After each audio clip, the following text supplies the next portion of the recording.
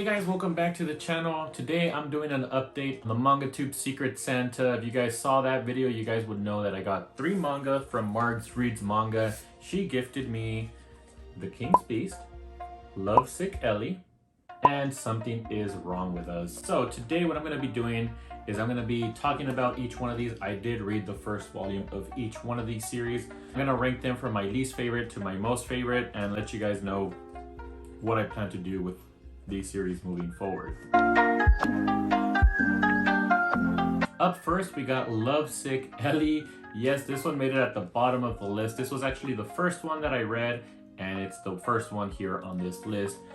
This one, to me, it was decent. We have a girl who she considers herself kind of a loser. She doesn't have many friends. Actually, in fact, I think she has no friends at the beginning of the series.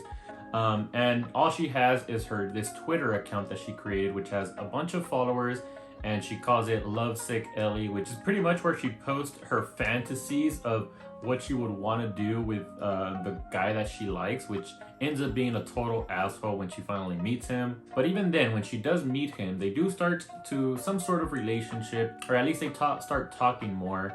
And even then, even though he's still an asshole, she's still kind of infatuated with him, and she's still putting out even more tweets of stuff that are actually kind of real now, as opposed to before where they were all fantasies in her head. And yeah, talking about those fantasies, sometimes I couldn't even tell what was real and what was just fake and in her head, because there was a whole chapter, I read a whole chapter, and then the next chapter said something like, oh, I'm sorry, everything that you've read up till now was not real, or something like that. And that really confused me. They didn't really explain if what we read before was true or not. I didn't know if everything was fake. It was very weird. But I think after that point, everything that happened after that point did actually happen to her. And yeah, at the end of this volume, they went on a date, get separated, and it takes them a while to find each other. And by the end of it, they end up losing the last train station back home. So they have to end up renting a hotel. So that's where this leaves off on. And did it intrigue me enough to want to continue this one?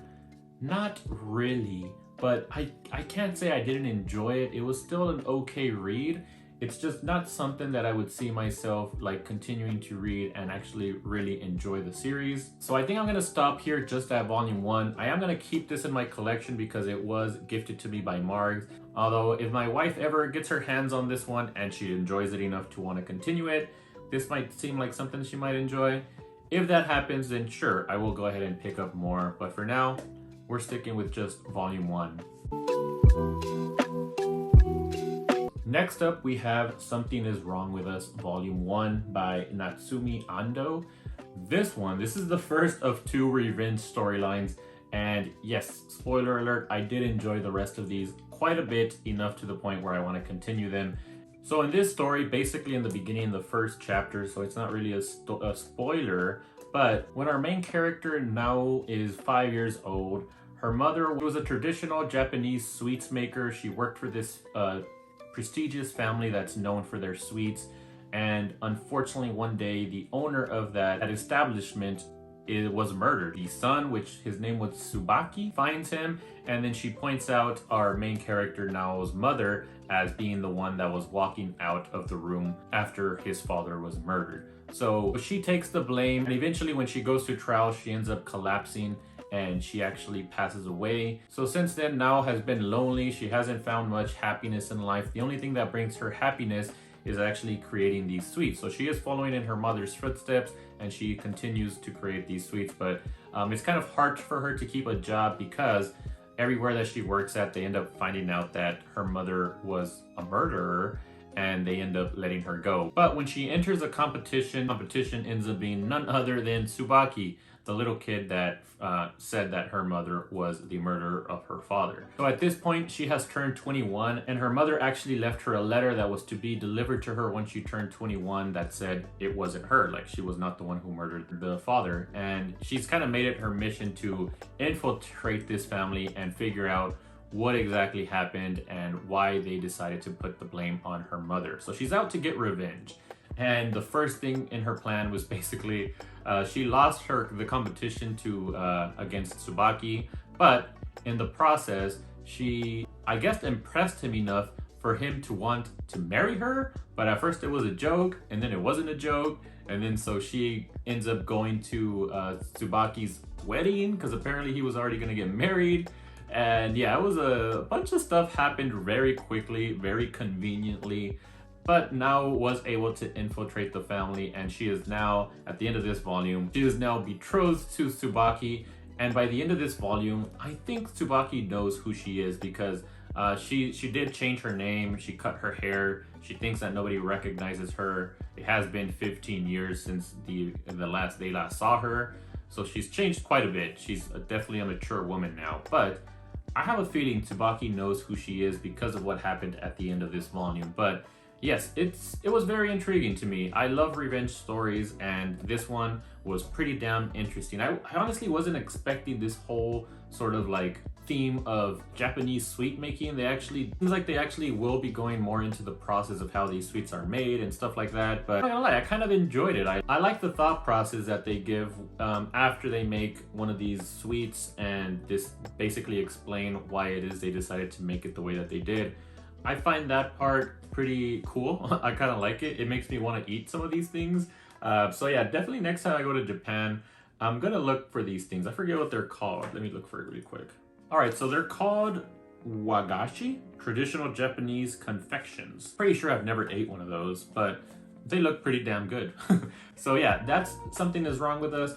Definitely enjoyed this one. We'll continue it. Glad that I did decide to pick up the whole series. I think I'm pretty much caught up with this one.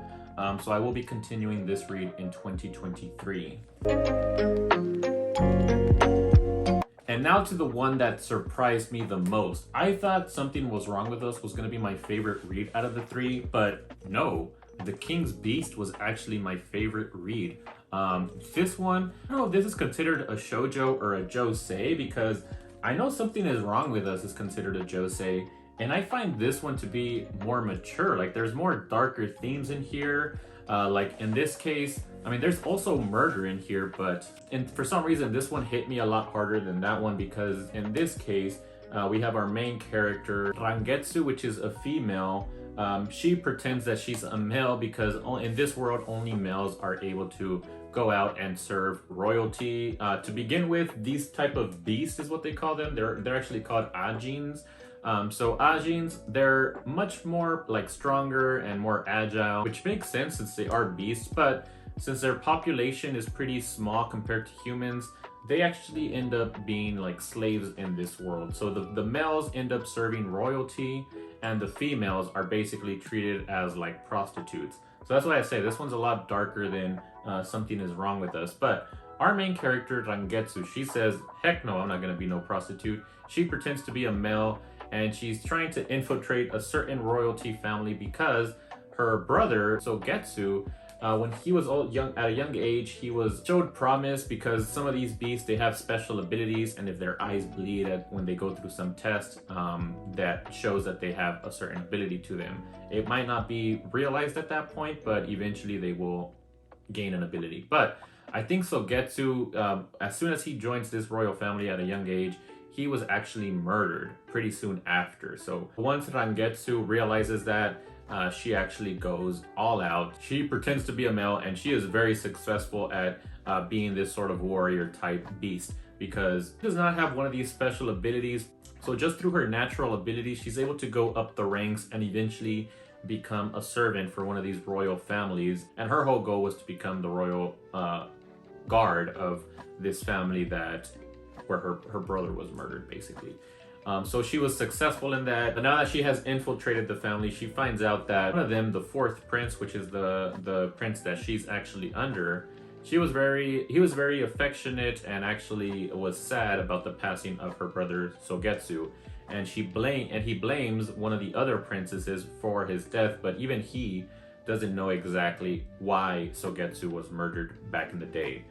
So together, it seems like they're kind of banding together and trying to figure out this mystery together, and I am actually much more intrigued with this revenge sort of mystery storyline than I am with Something Is Wrong With Us. I still really like Something Is Wrong With Us, but yeah, this is where it's at, I think. So I need to pick up more.